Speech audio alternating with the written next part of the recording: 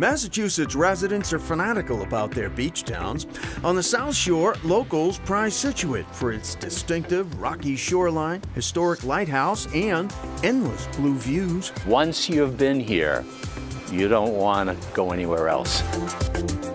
Here's a Scituate secret: the village of Humarock, a skinny 3-mile peninsula along Cape Cod Bay. It's like a shoestring, and it's all water, sky, beach, and boats. The beautiful thing is you get a lot of the ambiance of the Cape, only you don't have to fight the traffic. Families have been summering in Humarock for generations, says Ron Conti. I've been coming here since I was 4 years old. That's the middle of the 60s. My family has a house down the street, and now my brothers and I have it.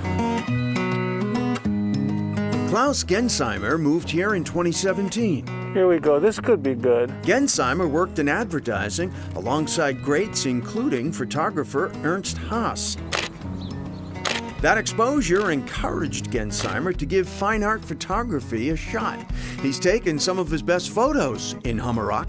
I could not duplicate that. The sky and the color on the water, it happened in a perfect way, which happens a lot in photography. A lot of times accidents happen. People say, how did you do that? And you say, I got lucky. Gensheimer likes to shoot during the hour before sunrise and after sunset.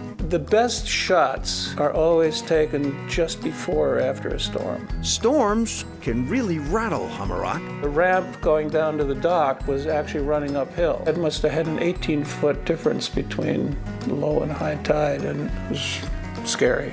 But Gensheimer takes things in stride. And then you sit out here on the deck in the summer. You totally forget about the storms.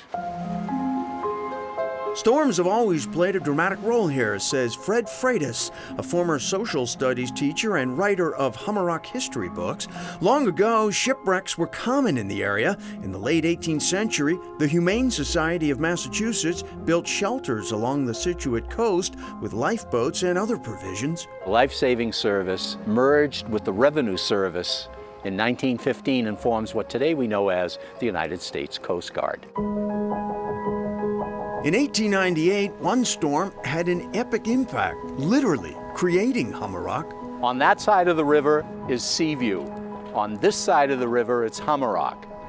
Humarock is Scituate, Seaview is Marshfield. This is the South River. But up until 1898, you're looking at the North River. The storm would change everything. That was when the Portland gale pummeled the coast. Until 1978, that was the storm by which everyone measured storms in New England. The Portland gale separated what is now Humarock from the rest of Scituate, creating a new opening to the sea and changing the course of the North River.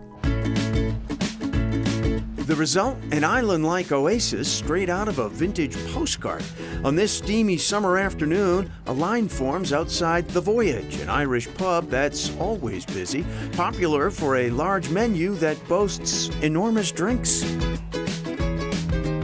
The Voyage is in the heart of Humarock, which locals refer to by its old-school nickname. Square, square. That's what everyone called it. We're going to the square. You went to Ferris's drugstore for fried clams, and of course Lark's General Store, which is today The Voyage.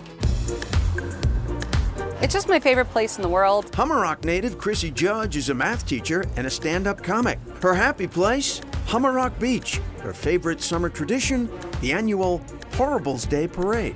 The kids put on their Halloween costumes basically from the year before, and we just have a parade and throw candy. Judge's family made sure their costumes were wacky and elaborate. We always joke that we spend like hundreds of dollars and dozens of man-hours to win a $2 trophy every year. And living in a small village has other quirks too. There was a Humarock reunion, and I saw people there, and they said, "Oh, Dirt Road Girl," which is apparently one of my nicknames that I didn't know about, because I live on the dirt road way down there. I'm like, Dirt Road Girl? I don't know if that's a compliment at all.